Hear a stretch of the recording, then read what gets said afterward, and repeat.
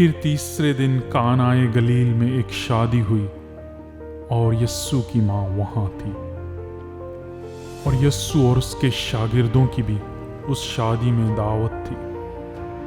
اور جب میں ہو چکی تو یسوع کی ماں نے اس سے کہا کہ ان کے پاس میں نہیں رہی۔ یسوع نے اس سے کہا، اے عورت، مجھے تجھ سے کیا کام ہے؟ ابھی میرا وقت نہیں آیا۔ اس کی ماں نے خادموں سے کہا، جو کچھ یہ تم سے کہے وہ کرو۔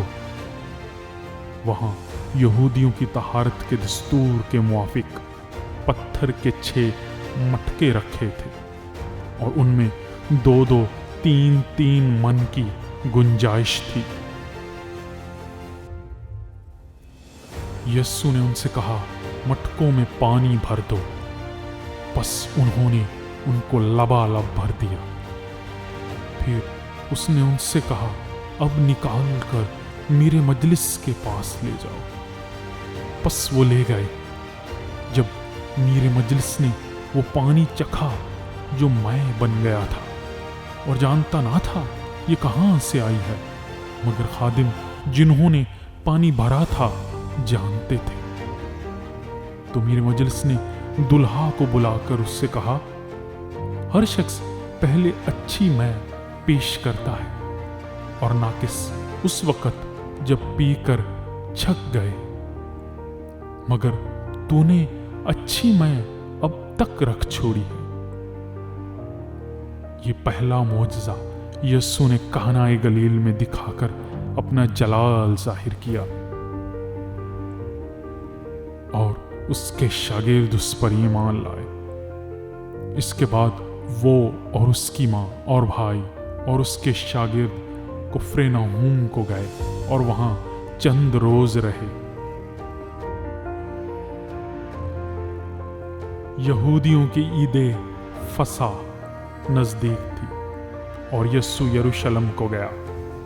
اس نے ہیکل میں بیل اور بھیڑ اور کبوتر بیچنے والوں کو اور صرافوں کو بیٹھے پایا، اور رسیوں کا کوڑا بنا کر سب کو، یعنی بھیڑوں اور بیلوں کو ہیکل سے نکال دیا، اور صرافوں کی نقدی بکھیر دی اور ان کے تختے الٹ دیے، اور کبوتر فروشوں سے کہا، ان کو یہاں سے لے جاؤ، میرے باپ کے گھر کو تجارت کا گھر نہ بناؤ۔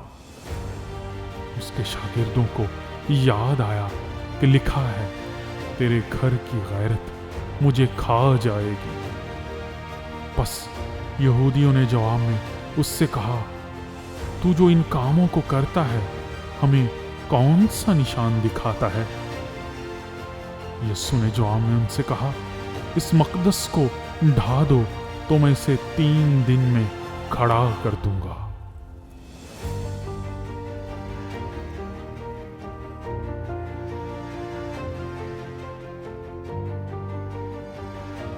یہودیوں نے کہا، 46 برس میں یہ مقدس بنا ہے، کیا تو اسے 3 دن میں کھڑا کر دے گا؟ مگر اس نے اپنے بدن کے مقدس کی بابت کہا تھا۔